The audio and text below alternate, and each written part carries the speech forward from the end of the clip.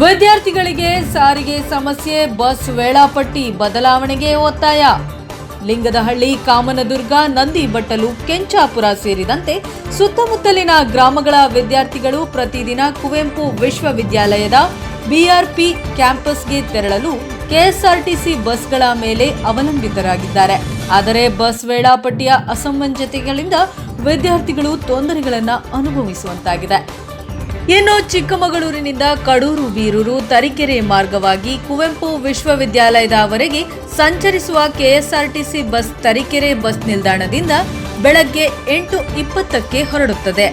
ಇನ್ನು ಇದೇ ವೇಳೆ ಚಿಕ್ಕಮಗಳೂರಿನಿಂದ ಸಂತವೇರಿ, ಲಿಂಗದಹಳ್ಳಿ ಮಾರ್ಗವಾಗಿ ತರೀಕೆರೆಗೆ ಬರುವ ಬಸ್ ಹಾಗೂ ಕಡೂರಿನಿಂದ ಬೀರೂರು, ಲಿಂಗದಹಳ್ಳಿ ಮಾರ್ಗವಾಗಿ ತರೀಕೆರೆಗೆ ಬರುವ ಬಸ್ಗಳು ಎರಡೂ ಬೆಳಗ್ಗೆ 8:30ಕ್ಕೆ ತರೀಕೆರೆ ತಲುಪುತ್ತವೆ. ಈ ಹಿನ್ನೆಲೆಯಲ್ಲಿ ಲಿಂಗದಹಳ್ಳಿ ಭಾಗದ ವಿದ್ಯಾರ್ಥಿಗಳು ಕುವೆಂಪು ವಿಶ್ವವಿದ್ಯಾಲಯಕ್ಕೆ ಸಮಯಕ್ಕೆ ತಲುಪಲಾಗದೆ ಸಮಸ್ಯೆಯನ್ನ ಅನುಭವಿಸುತ್ತಿದ್ದಾರೆ.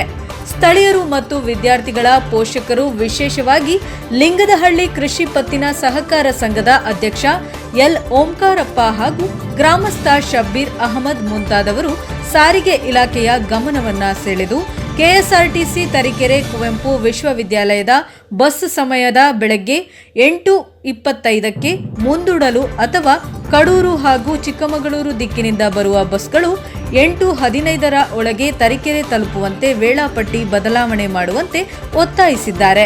ಈ ಬೇಡಿಕೆ ಪೂರ್ಣಗೊಂಡರೆ ಲಿಂಗದಹಳ್ಳಿ ಮತ್ತು ಸುತ್ತಮುತ್ತಲಿನ ನೂರಾರು ವಿದ್ಯಾರ್ಥಿಗಳಿಗೆ ಪ್ರಯಾಣದಲ್ಲಿ ತುಂಬಾ ಅನುಕೂಲವಾಗಲಿದೆ ಎಂದು ಸ್ಥಳೀಯರು ಅಭಿಪ್ರಾಯವನ್ನ ವ್ಯಕ್ತಪಡಿಸಿದ್ದಾರೆ. ವರದಿ ಪ್ರದೀಪ್ HE, ತರೀಕೆರೆ, ಪ್ರಜಾಪವರ್ ನ್ಯೂಸ್.